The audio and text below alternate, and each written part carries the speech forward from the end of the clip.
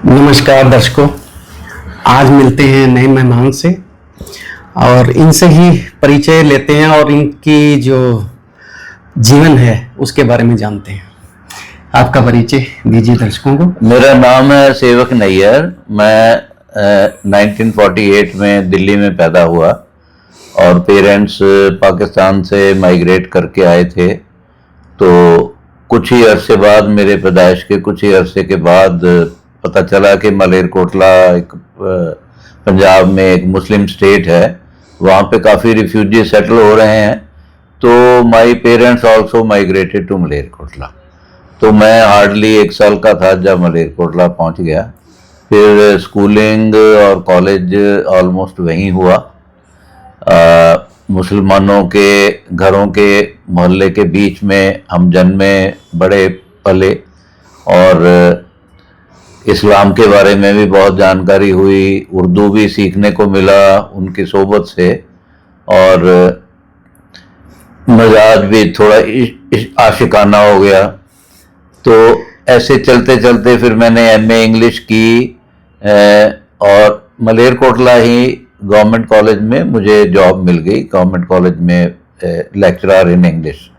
आजकल जैसे हिंदू मुस्लिम बहुत ज्यादा होता है कि उनका व्यवहार कैसा रहा मुस्लिम्स का आपके नजरिए से? देखिए, उस टाइम पे कोई भावना नहीं थी, कोई कम्युनल हार्मनी थी, टोटल हार्मनी थी।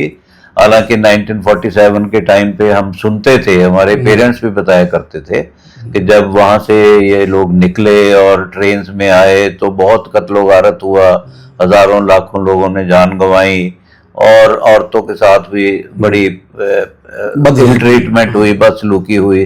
लेकिन मेरा जो तजर्बा है, मेरी पैदाइश के बाद 1948 में मेरी पैदाइश हुई। 48 में ही हम लोग मलेरकोटला आ गए थे। अच्छा। 48 से लेके मैं 1976 तक बीच में 2 साल जब मैंने एमए की तो मैं पटियाला यूनिवर्सिटी में पढ़ने के लिए चला गया था।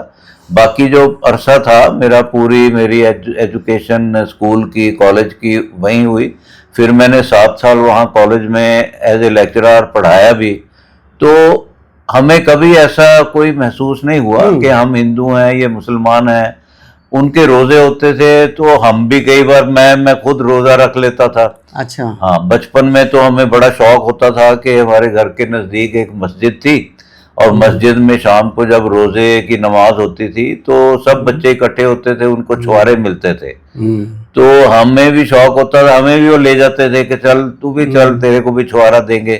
तो फिर ऐसा कई बार दिल में भी आता था कि ये लोग तो सुबह से भूखे हैं और शाम को छुआरा खा रहे हैं और मैं पूरा दिन खा पी के खा रहा हूँ। तो मैंने कई बार रोजे भी रखे।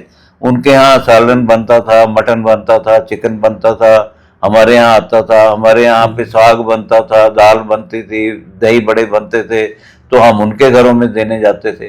तो बहुत बहुत ही अमन ईमान का माहौल था, बहुत भाईचारा था, मिलाप था, मेल जोल था। और कोई ऐसी कभी हमने सोचा भी नहीं था कि ये कोई मजहब इनका कुछ अलग है। वो लोग भी कभी कुछ ऐसा नहीं सोचते थे। ऐसा तो है 5-7% लोग हर कौम में कोई ना कोई गलत होते ही है। 5-7, हाँ, बस वही 5-7% लोग ही जो हैं। और वो भी जैसे जैसे ये वक्त गुजरता गया तो सरकारों को भी और अक्सरियत को भी, कुछ सरकारों ने भी, बीच में मैं किसी को दोष नहीं देना चाहता, लेकिन कुछ सरकारें भी ऐसी रही जहां पे जिन्होंने ये ऐसी फीलिंग क्रिएट कर दी कि they are pro Muslims and they are against Hindus. तो उससे ऐसा एक हिंदूज में हालांकि इंफीरियोरिटी कॉम्प्लेक्स और इनसिक्योरिटी की भावना आमतौर पर हमने पढ़ा है कि जो माइनॉरिटीज होती हैं उनके अंदर आती है। लेकिन इंडिया में कुछ माहौल 30-40-50 साल में ऐसा बना दिया गया कि जिससे अक्सरियत को, जो मेजॉरिटी है हिंदू जो होते, उनको ये कहीं पे फील होने लग गया कि शायद ये देश हमारा है नहीं, हमारे साथ ही कुछ ना कुछ हो जाएगा। तो इसलिए फिर वो एक रिएक्शनरी फीलिंग हुई। हिंदुओं में भी ये हुआ कि नहीं यार, ये मुसलमान को ये हक नहीं मिलना चाहिए उनके तो वो मंदिरों मस्जिदों के उस टाइम पे 48, 49, 50 या 60s में हमने कभी नहीं सुना था कि ऐसे ये गजनी ने मंदिर तोड़े। या हम तो शेरशाह सूरी के बारे में पढ़ते थे, उसने जीटी रोड बनाई और ताजमहल बनाया, लाल किला बनाया, हमें पढ़ाया ही यही जाता था, हमें लगता था हमारा इतिहास ही यही है। अच्छा। हमारे देश की धरोहर जो है वो शायद यही है, मुगलों की ही है।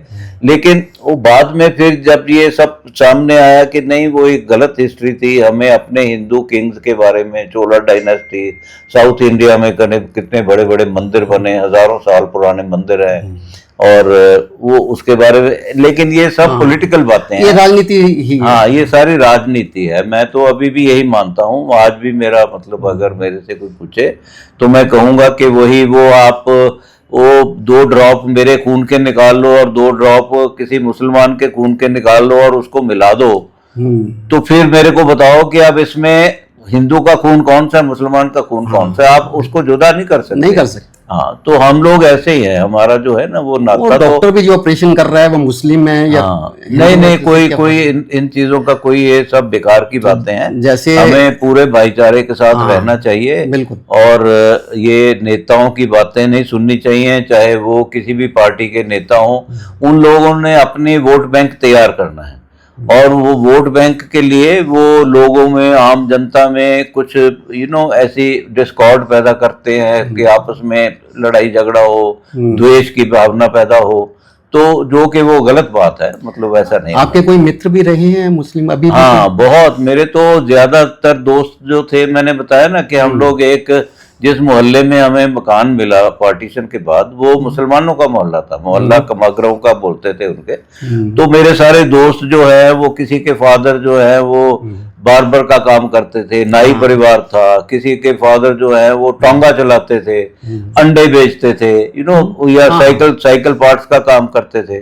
तो ज्यादातर हमारे दोस्त भी जो थे और अब भी हैं, वो मुस्लिम्स ही थे। अब भी हम मलेरकोटला जाते हैं तो हमारी बड़ी खातिर होती है, अगर 4 दिन रहे तो 4-6 घरों में हमें दावत होती है कि आओ हमारे यहाँ आओ। वो हमें अपने बच्चों जैसा समझते हैं, हम उनके बच्चों को अपने बच्चों जैसा समझते हैं। अपनी शादी के बारे में कुछ बताइए, क्योंकि आपका जीवन संगी। हाँ, शादी मेरी मलेरकोटला में ही हुई। वो थोड़ी अजीब सी सिचुएशन थी कि उन दिनों में 1976 में लव मैरिज को एक बड़ा अजूबा और अपराध ही समझा जाता था, और था भी कि जो intercaste, particularly intercaste love marriage, दूसरी इंटरकास्ट मैरिज, तो काफ़ी विरोध हुआ हमारी शादी का भी। मेरी वाइफ जो है वो एक दूसरी कम्युनिटी में से थी हिंदू, लेकिन हिंदुओं में भी कितनी सारी कम्युनिटीज हैं, तो वो तो उनके भी खानदान में थोड़ा इकोनॉमिकल डिफरेंस भी था। वो लोग बड़े अमीर थे, हम गरीब थे, तो गरीबी अमीरी और जात पात के चक्कर में हम 3-4 साल काफ़ी परेशान रहे। लेकिन फिर कहते हैं कि जो दुआ दिल से निकलती है वो असर रखती है, तो हमारी दुआएं असर लाईं और हमारी शादी हो गई। एंड घर से भागकर, मतलब घर की परमिशन, घर वालों को साथ भगा के लेके गए हम। अच्छा। चंडीगढ़ गए और चंडीगढ़ में जाके शादी हुई। मित्रों ने साथ दिया फिर? हाँ, दोस्तों ने, सबने साथ दिया, दोस्तों ने साथ दिया, रिश्तेदारों ने भी साथ दिया। और अभी 50 साल हो चुके हैं हमारी शादी को। अच्छा। अभी इसी साल अप्रैल में हमने अपनी 50वीं सालगिरह मनाई है। भगवान की बड़ी कृपा रही है, अल्लाह मियाँ की, भगवान की, वाहिगुरु की, जीसस क्राइस्ट की, हम सबको मानते हैं। तो जहाँ से भी हमें शांति मिले वो हम समझते हैं कि उसकी पूजा करनी चाहिए, उसको याद करना चाहिए, उसका धन्यवाद करना चाहिए। अपने घर के मंदिर में भी अपने माता पिता की तस्वीर लगा रखी है मैंने। माता पिता की ही नहीं, मैंने अपने सास ससुर की भी लगाई हुई है। अच्छा। हाँ, जहाँ पे, क्योंकि मैं मतलब वो हमारे यहाँ पे पैट्रियार्कल सोसाइटी है। हम समझते हैं कि जब औरत अपना घर छोड़ के आ जाती है तो उसका फिर अपना कुछ नहीं रहता, वो अपने ससुराल वालों का ही सब कुछ मानने लग जाती है। लेकिन मैं समझता हूँ कि वो उसके माता पिता उतने ही इम्पोर्टेंट हैं मेरी लाइफ में जितने मेरे माता पिता उसकी लाइफ में। तो मैंने अपने मंदिर में भी अपने सास ससुर की भी और अपने माताजी पिताजी की भी तस्वीर लगाई हुई है, जहाँ भगवान को प्रणाम करते हैं सुबह उठ के, वहाँ पे उनको भी, अपने बुजुर्गों को भी करते हैं। उनका आशीर्वाद भी भगवान की कृपा से कम नहीं होता। आपकी हॉबीज क्या क्या है? हाँ, मेरे को गाने का शौक है, पढ़ने लिखने का शौक है, किताबें वगैरह लिखता हूँ, नाटक, कविता, अच्छा। कहानियाँ। तकरीबन 30 किताबें मेरी अभी तक पब्लिश हो चुकी हैं। मेरे को गवर्नमेंट से साहित्य अकेडमी से अवार्ड मिला है, गवर्नमेंट ऑफ इंडिया से अनुवाद श्री का अवार्ड मिला है। मैं हिंदी से उर्दू, उर्दू से हिंदी, अंग्रेजी, पंजाबी 4 भाषाओं में अनुवाद भी करता हूँ। और इस तरीके से अच्छा बढ़िया समय गुजर रहा है। और थिएटर में भी आप करते रहे? हाँ, थिएटर में काफी बचपन से 1958 से थिएटर मैंने ज्वाइन किया था। जब मैं 10 साल का था तो हमारे स्कूल में कोई टीचर थे जिन्होंने एक प्ले तैयार किया। तो उस टाइम पे चाचा नेहरू का बर्थडे मनाया जाता था 14 नवंबर को एज चिल्ड्रंस डे। तो उसमें हमने प्ले किया था दिल्ली में। हम पंजाब स्टेट को रिप्रेजेंट कर रहे थे। तो हमारा जो प्ले था वो तो फर्स्ट नहीं आया, लेकिन मुझे बेस्ट एक्टर अवार्ड मिला था 1958 में, 10 साल की उम्र में। तो चाचा नेहरू के साथ मेरी फोटो छपी थी, उन्होंने मेरे को गोद में उठाया। अच्छा। और वो फोटो जो है ट्रिब्यून अखबार निकलता है चंडीगढ़ से, अब भी निकलता है, उसके फ्रंट पेज पे छपी। तो तब से एक कीड़ा पैदा हो गया एक्टिंग का। अच्छा। तो हमने फिर अपना यूनिवर्सिटी और कॉलेज के दिनों में काफ़ी प्लेस किए। उसके बाद भी सर्विस में मैंने फिर आईएएस की सर्विस ज्वाइन की, आईएएस अलाइड, और उसमें भी मैं काफ़ी थिएटर करता रहा। बच्चों को भी थिएटर सिखाया, अभी मेरे बच्चे भी थिएटर करते हैं। वो भी एक्टिंग करते हैं? हाँ, वो भी एक्टिंग करते हैं। बेटी एनएसडी से पास आउट है, दामाद भी एनएसडी से पास आउट है। बेटे को भी एक्टिंग का शौक है। अभी हमने रिसेंटली एक प्ले किया जिसमें मैं था, मेरा बेटा था, मेरी बेटी थी, मेरे बेटे का बेटा था, बेटे की वाइफ थी, बेटी की बेटी थी, बेटी का बेटा था।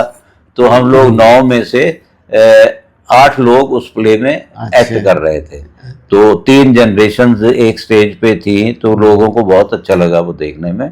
तो ऐसे ही जिंदगी गुजर रही है। बहुत बढ़िया आपने बताया लाइफ के बारे में।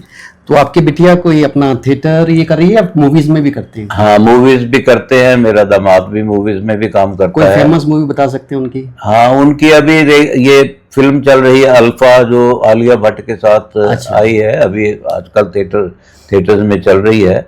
उससे पहले उनका एक अमेज़न प्राइम पे बहुत बड़ा सीरियल वेब शो रिलीज हुआ था, राख। अच्छा। जो वर्ल्ड ओवर का 2nd बेस्ट शो डिक्लेयर हुआ है। और इसी तरीके से उन्होंने मॉनसून वेडिंग से काम शुरू किया था, बड़ी फेमस फिल्म थी। फिर उसके बाद अब तक 56 में काम किया, मंगल पांडे में काम किया। अच्छा, मंगल पांडे में। हाँ, फिर ये वेब शोज में क्रिमिनल जस्टिस में बहुत बड़ा रोल था उसका, जैकी श्रॉफ के अगेंस्ट। अच्छा। उसमें उनको best actor in negative role का अवार्ड भी मिला। तो उनका पूरा नाम क्या है? उनका नाम है दिव्येंदु भट्टाचार्य। अच्छा। दिव्येंदु भट्टाचार्य। और मेरी बेटी का नाम है ऋचा नैयर। वो जी टीवी पे, स्टार पे काफी शोज करती रही है। 2-4 फिल्मों में भी काम किया है उसने। लेकिन वो ज्यादा घर बार को भी देखती है, बच्चों की पढ़ाई वगैरह। तो ऐसे अच्छा बढ़िया गुजर रहा है। तो आपको और हॉबीज क्या हैं? घूमने का कुछ? हाँ, घूमने का बहुत शौक है, ट्रैवल का बहुत शौक है। और अभी तक मैं तकरीबन 60 कंट्रीज घूम चुका हूँ, 60 countries I have already travelled. और एक शौक मेरे को है मास्क कलेक्ट करने का। अच्छा। जो मुखौटे होते हैं। हाँ। तो अभी मेरे पास तकरीबन मेरे घर में 100 मुखौटों की कलेक्शन है। वॉल, एक पूरी वॉल जो है वो मुखौटों की बनाई है। ये आइडिया कैसे आया आपको? हाँ, ये आइडिया ऐसे नाटक करते करते आया, दिमाग में ये आया कि हर आदमी जो है वो आदमी देखने में, अभी आप देखने में कुछ हो, लेकिन अंदर आपने एक इंसान ने कई मुखौटे पहने होते हैं, है ना। हाँ, वो अपनी माँ के लिए कुछ और होता है, बाप के लिए कुछ और है, बीवी के लिए कुछ और है, प्रेमिका के लिए कुछ और है। तो वो जो मुखौटे हैं, उनका, मुखौटों का, मास्क का हमारी जिंदगी में बहुत इंपॉर्टेंस है। क्योंकि हम बिना जाने बूझे कितने मुखौटे पहन के चलते हैं, जीते हैं। तो इसलिए फिर मैंने वो मुखौटे कलेक्ट करने शुरू किए। तो अलग अलग देशों से, चाइना से, जापान से, साउथ अफ्रीका से, इंग्लैंड से, अमेरिका से, तो ऐसे मुखौटे मैंने इकट्ठे किए। तो तकरीबन 100 मास्क। जिस कंट्री में जाते थे, हाँ, वहाँ पे शौक था कि अगर वहाँ पे मुखौटा मिलता है तो हम लेके आते थे। बहुत अच्छा लगा जी आपसे बातचीत करके। दर्शकों, आप भी वो मूवी देखिएगा जो इन्होंने बताई है जी। और आप अपना कमेंट्स में हमें बताइएगा। कुछ और पूछना है तो फ्री टाइम में इनसे हाँ, एक बार sure. फिर मुलाकात करेंगे, क्योंकि बहुत अच्छी कहानियां आपको मिलेंगी इनके जीवन की, क्योंकि सीखने को भी कुछ मिल सकता है। धन्यवाद। Thank you very much. Thank you.